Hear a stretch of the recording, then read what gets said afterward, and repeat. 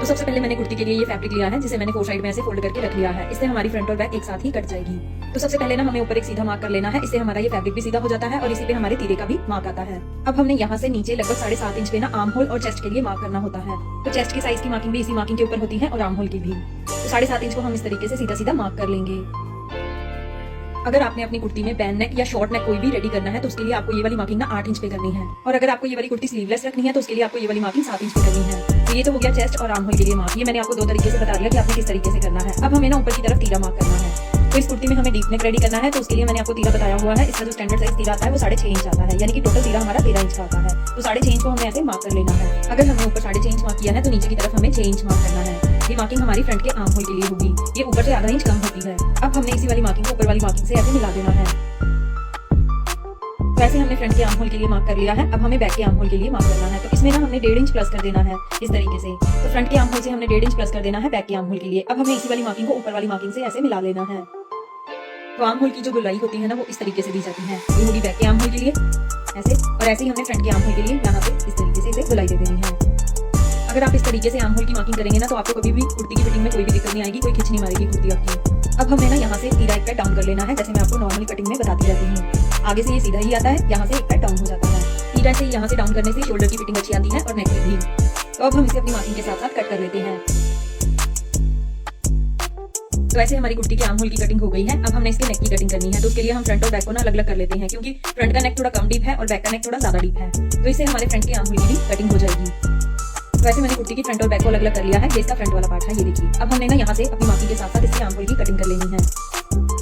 तो वैसे हमारा ये फ्रंट का आर्म होल भी कट गया है। अब हम इसमें नेक कट कर लेते हैं। तो अब हम यहाँ पे अपने नेक की मार्किंग कर लेते हैं। ब्रॉड सेम ही आएगा फ्रंट और बैक का नेक, डीप थोड़ा अलग अलग होगा। तो इस तरीके से इसकी जो ब्रॉडनेस है वो मैं 3 इंच मार्क कर रही हूँ। टोटल हमारा नेक 6 इंच ब्रॉड आ जाएगा। तो 3 इंच को ना हम ऐसे सीधा सीधा मार्क कर लेंगे। अब हमने इसकी गहराई को मार्क करना है। तो इसकी गहराई ना ऐसे मैं तिरछे में लूंगी, लगभग 6.5 इंच। तो 6.5 इंच को ना हमने यहाँ पे ऐसे मार्क कर लेना है।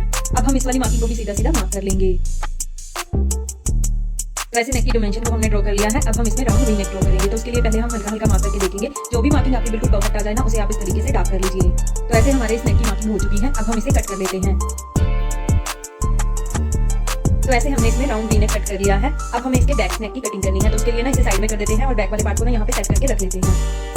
तो ये बैक वाला पार्ट आ गया हमारा। अब हम इस पे भी अपने नेक की मार्किंग कर लेते हैं। तो सबसे पहले हम नेक की चौड़ाई को मार्क करेंगे। जैसे कि मैंने बताया आपको कि ब्रॉडनेस सेम ही आती है, तो यहाँ पे भी हमने 3 इंच ही मार्क करनी है इसकी चौड़ाई को। तो चौड़ाई ऐसे हमने सीधी सीधी मार्क कर ली। अब हमें इसकी गहराई मार्क करनी है। तो बैक नेक हमारा थोड़ा ज्यादा डीप है, वो 6.5 इंच हमने रखा है ना फ्रंट। तो ये जो बैक है ना वो 8.5 इंच आएगा। तो 8.5 को ना हमने ऐसे यहाँ पे भी सीधा सीधा मार्क कर लेना है।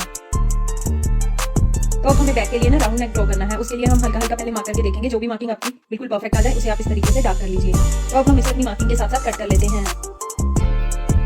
तो जो नेक ऐसे पहले कुर्ती पे कटते हैं ना वो नेक और ये पट्टी के साथ रेडी होते हैं। वैसे हमारे फ्रंट और बैक के दोनों नेक कट चुके हैं और दोनों के आर्म होल भी कट चुके हैं। तो अब हम इसकी स्लीव्स कट कर लेते हैं।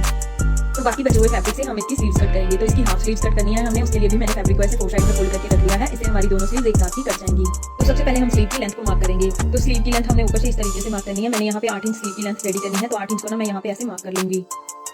तो नीचे हमारे पास ये 1.5 इंच का फोल्डिंग का मार्जिन हो गया, इसीलिए हम इसे मार्क नहीं करेंगे। अब हमने ना ऊपर से नीचे की तरफ ना आर्म होल के लिए मार्क करना होता है। तो स्टैंडर्ड साइज की कुर्ती के लिए ये वाला मार्क ऊपर से 3 इंच पे आता है। अगर साइज कम है कुर्ती का तो यही वाला मार्क हमारा 2.5 इंच पे आएगा। तो हम 3 इंच को ना ऐसे सीधा सीधा मार्क कर लेंगे।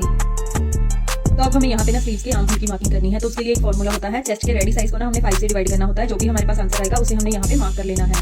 रेडी साइज यानी कि जो हमने लूजिंग डाल के रेडी करना होता है कुर्ती पे साइज। मान लीजिए अगर हमारे पास चेस्ट का रेडी साइज यहाँ पे 40 इंच है कुर्ती पे, तो 40 को ना हमने 5 से डिवाइड करना है। हमारे पास आंसर आएगा 8 इंच। तो 8 इंच को ना हमने यहाँ पे ऐसे मार्क कर लेना है इस तरीके से। अगर आप इस फॉर्मूले से स्लीव के आर्म होल की मार्किंग करेंगे तो आपको कभी कोई प्रॉब्लम नहीं आएगी स्लीव चढ़ाने में और आपकी फिटिंग भी बिल्कुल परफेक्ट आएगी। अब हमने ना यहाँ से राउंड मार्क करना है यहाँ तक। इस तरीके से हम ये मार्क करेंगे। तो ऐसे हमने आर्म होल की मार्किंग कर ली है। अब हमने ना नीचे से स्लीव की मूरी को मार्क करना है। तो यहाँ पे हमारे पास स्लीव की मूरी का रेडी साइज है 6 इंच। तो 6 इंच को ना हमने यहाँ पे ऐसे मार्क कर लेना है। तो अब हम इस वाली मार्किंग को इस वाली मार्किंग से ऐसे मिला लेंगे और यहाँ से हमने एक्स्ट्रा मार्जिन को भी ऐसे ही मार्क कर लेना है, लगभग 1.5 इंच। तो अब हम इसे अपनी मार्किंग के साथ साथ कट कर लेंगे।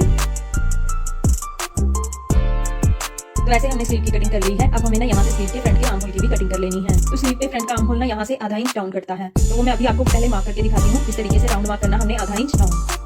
जैसे कुर्ती पे फ्रंट का आर्म होल अलग से कटता है ना, वैसे ही स्लीव पे भी अलग से कटता है। तो इसके फ्रंट के आर्म होल की मार्किंग कुछ इस तरीके से आएगी। अब हम इसे अपनी मार्किंग के साथ साथ कट करेंगे, लेकिन उसके लिए ना हम सिर्फ फ्रंट के 2 पार्ट्स ही लेंगे। दोनों स्लीव के फ्रंट पार्ट को उठाएंगे और इस तरीके से इसकी कटिंग कर लेंगे। तो ऐसे हमारी स्लीव की भी पूरी कटिंग हो चुकी है। तो ये हमारी कुर्ती के आर्म होल, नेक और उसकी स्लीव की कटिंग हो गई है। आई होप आपको मेरे टिप्स समझ में आ गए होंगे और आपके बहुत ही काम भी आएंगे।